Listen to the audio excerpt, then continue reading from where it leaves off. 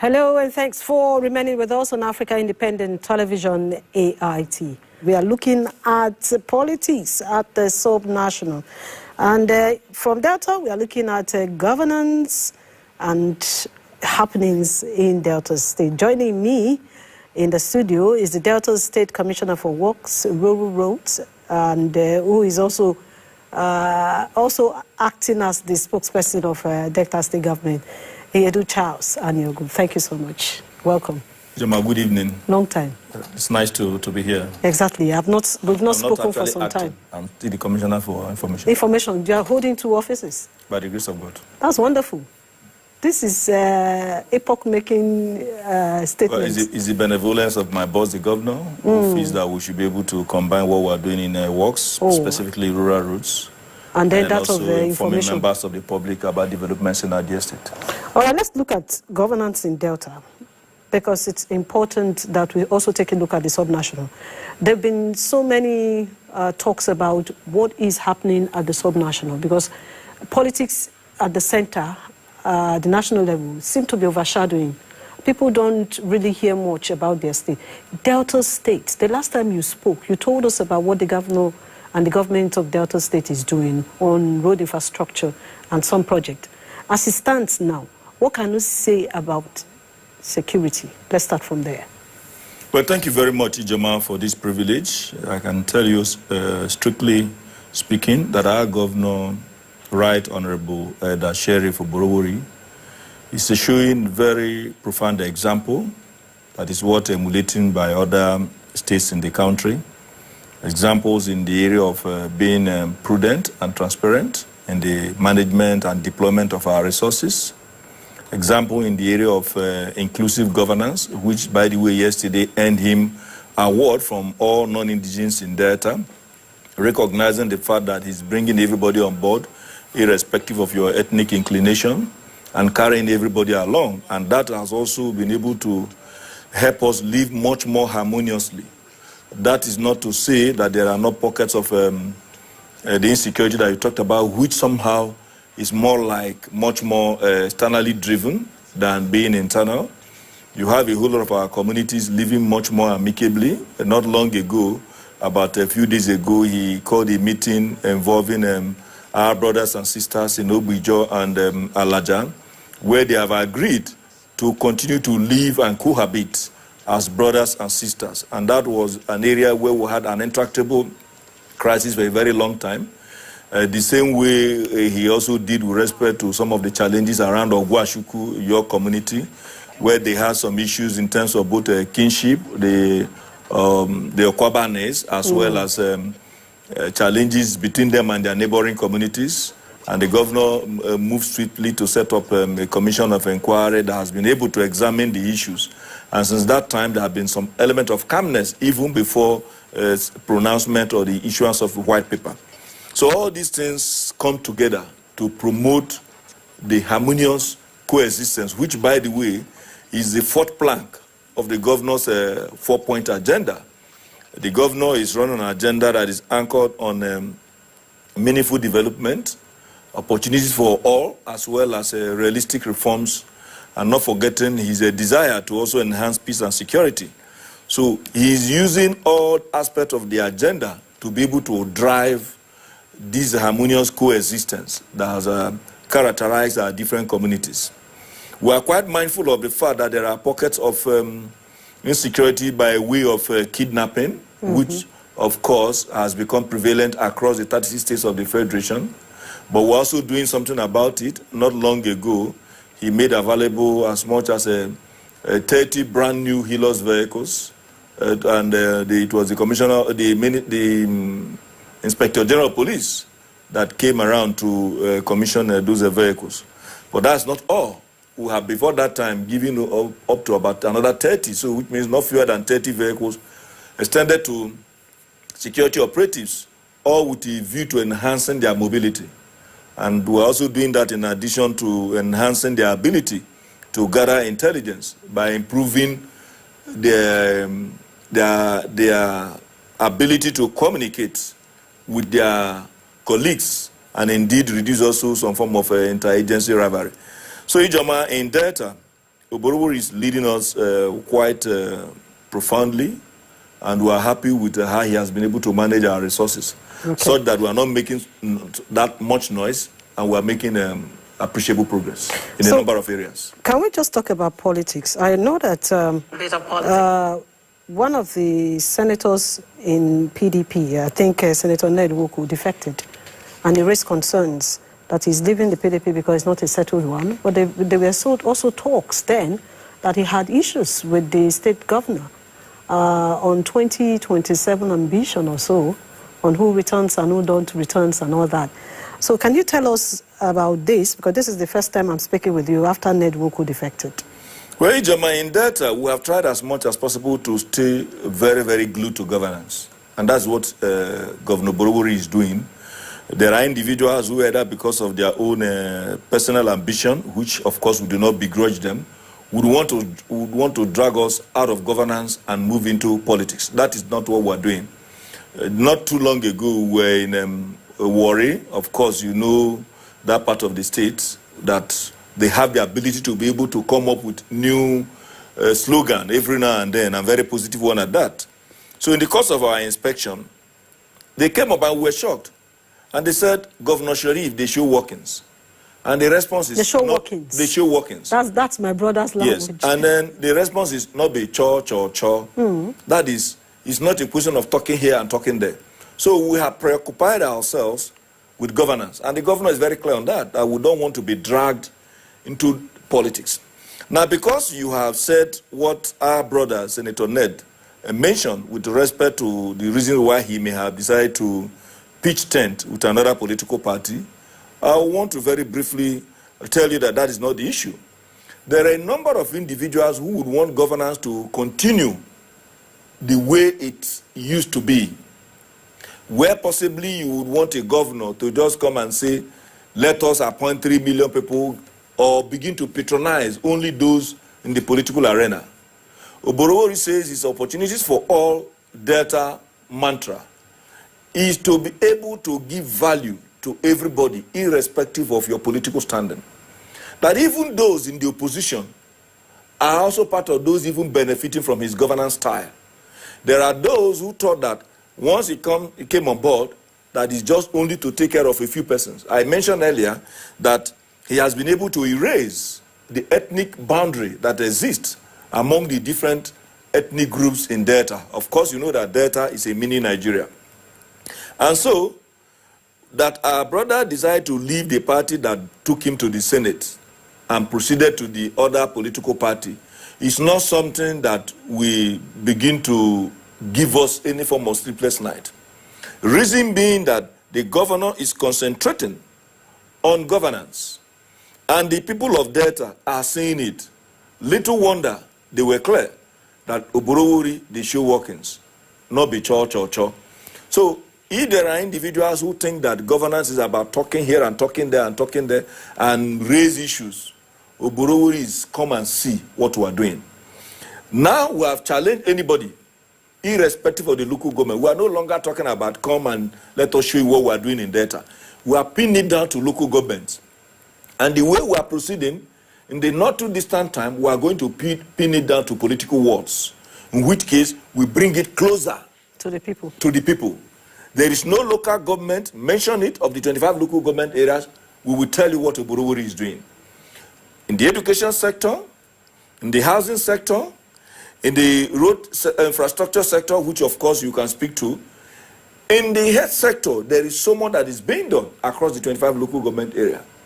And so, when those who want to begin to play politics are playing politics, Oborowori says, I have not even exhausted the mandate given to me to add value to Deltans, let alone getting involved in political talks.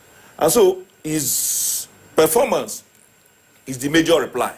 And so, Ijoma, we are not disturbed by those who, by any individual, but let me also tell you that a number of persons have also come to pitch tent with Oborowori because they are quite happy about the development in Delta. Anytime, any day, we can take on anybody by showing them what Oborowori is doing.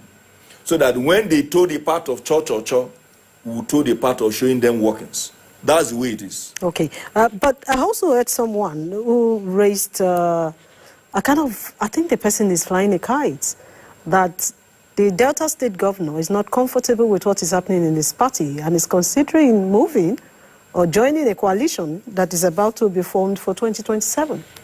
Well, I'm happy you said that the person is flying a kite. I have told you what we're doing in Delta. What we're doing in Delta is to stay with governance. Individuals who are throwing some of those things into the public space want us to lose track of what we say we are going to do.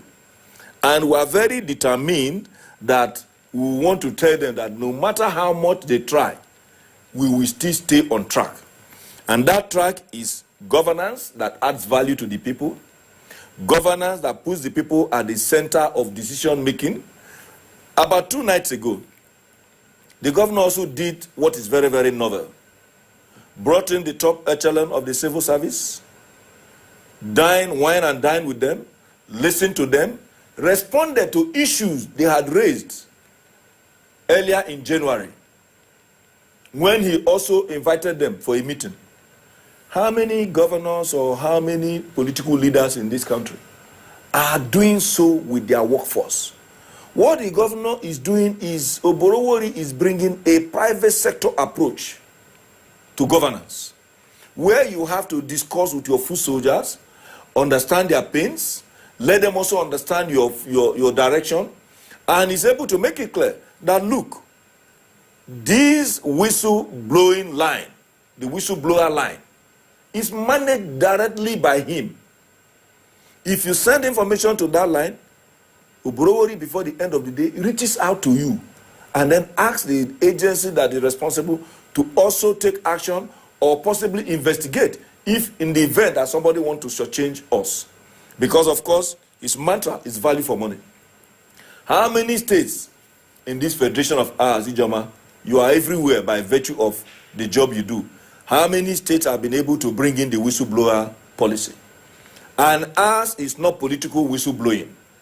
Whistleblower in all respects, to the extent that he even also made it clear, if you feel that your superior in your office, whether the person is a commissioner or is a permanent secretary or is a director, is doing what you feel is antithetical to the development of our state, the whistleblower line gives you an option to be able to expose that individual. Are you talking about corruption? Whether in terms of corruption, whether in terms of oppressing people, whether in terms of not coming to work. Because you know there are some persons, because they feel that they are on top, nobody will harass them, they may decide to get to the office 2 o'clock when every other person is already exhausted in the course of working on that particular day. If you are doing that, the people that are in your office are very free to take advantage of the whistleblower line. There are a number of projects now that we have been able to restructure on account of the whistleblower line. When individuals send that information, the governor pushes it out immediately. There are some, of course, we have seen him many times, leading us to inspect projects, pointing out issues, well, because by the way, he's very, very meticulous, pointing out areas where there are challenges in any of the jobs that's being executed. Because he believes that if you are not able to build such projects in line with the specification as spelled out in either the Bill of Engineering, Measurement and Evaluation, or in the Bill of Quantities, as in housing, you would have ended up shortchanging the entire state. And so when we say that Oborowori is executing these many projects without borrowing, it is not just by magic. So what you're telling us is that Delta is not borrowing. We have not borrowed a dime since Oborowori came on board. Really? We are very, very proud to say that we are solvent. We are not solvent because they gave us a different money, different from what any other state is getting. We are solvent because Oborowori has adopted an approach that makes us to have so much value for the money that comes into our state. There are a number of individuals who will say, Delta, you're getting so much. And I ask, what kind of ignorance is that? Why don't they also tell us that Delta, you are giving so much to the Federation?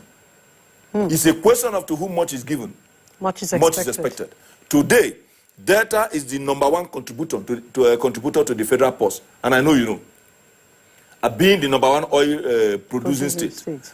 And you also realize that we did not become #1 by magic. It is because we took steps to deal with those issues that were triggering some form of disturbances.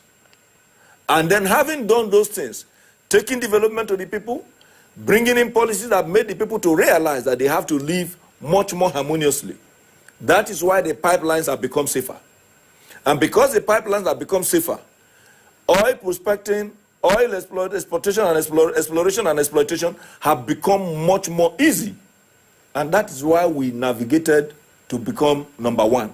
And in that number one position, we are also contributing number one in terms of the finances of this federation. And so, if on account of 13%, out of the 100% we have given, we are just receiving 13%, and individuals are saying, data is getting so much, data is getting so much. Well, we lead them to that their position. But one thing we're happy about is that the little we are getting, because you know that if it were to be in an exam, out of 100, you are scoring 13. Ijoma, you know that it's woeful failure. To give us 13 out of 100 couldn't have become something that is in the neighborhood of credit. So for that little that we are getting, you should come and see what Oborowori is doing.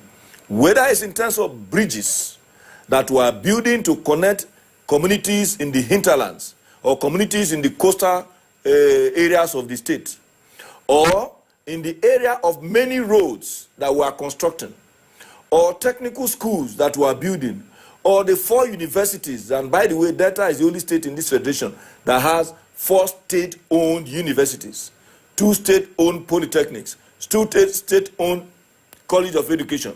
Of course, not to talk of other medical institutions that we are running. And all of them are running perfectly, to the extent that the issue of strike, which is quite prevalent in our country, is alien, has become alien to Delta. Our universities, our colleges of education, our polytechnics do not navigate towards that direction, because before they make such demands, the government of Delta addresses it. And we must appreciate our workforce, be they those in the universities or those in the civil service, who have also been able to reciprocate this gesture of government by also being very friendly to the government as well as the workforce itself. Okay. Now, before we let you go, I still need to find out the question of federal roads.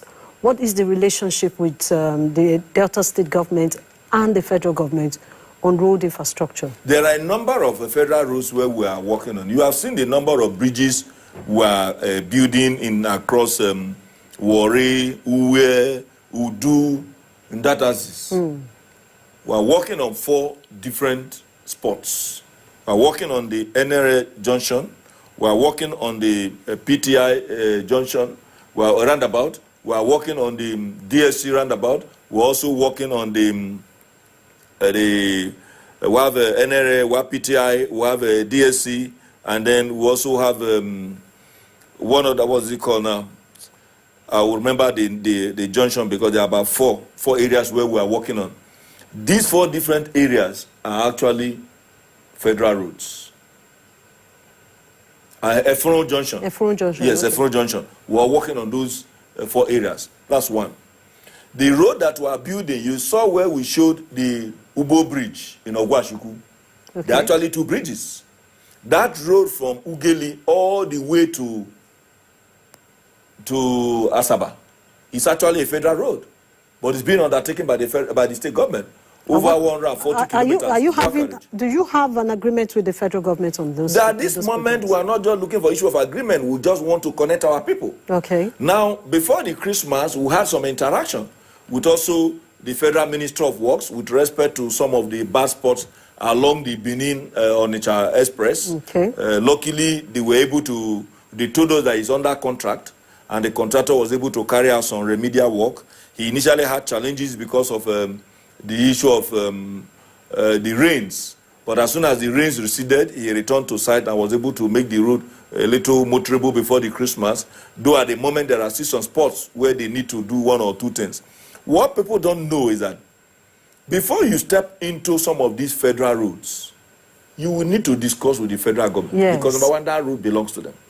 If the road is under contract, which is the federal government may have given it out to a contractor, you don't just move in. Otherwise, you are working for that contractor. Because the federal government is supposed to pay that contractor based on mileage. So you need to carry out a whole lot of discussion.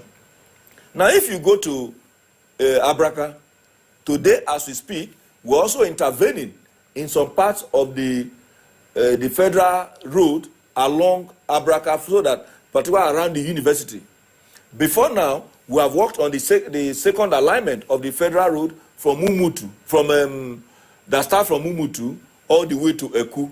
But we were able to intervene between Obiaroko and Abraka and made that corridor very, very motorable, so that individuals who are not able to navigate through the new alignment could take advantage of the old alignment.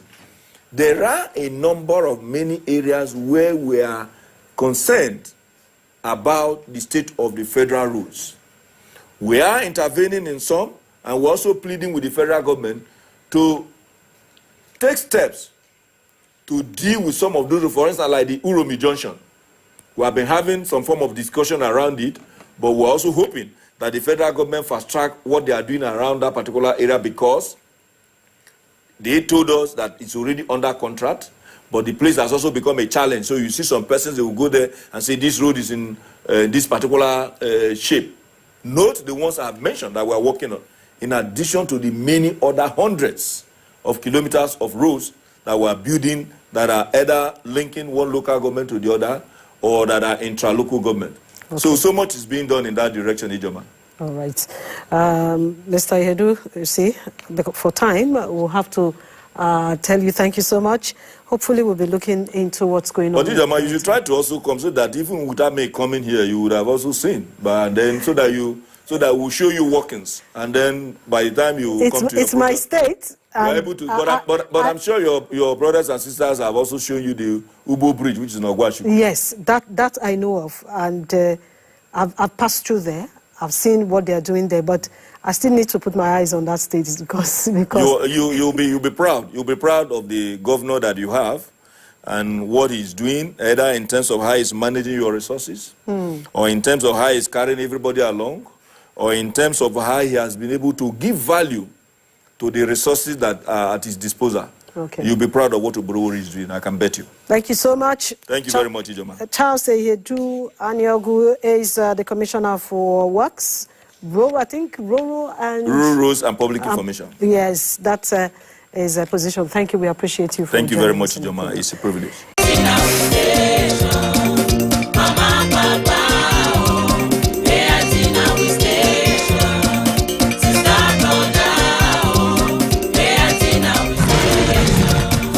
Africa Independent Television.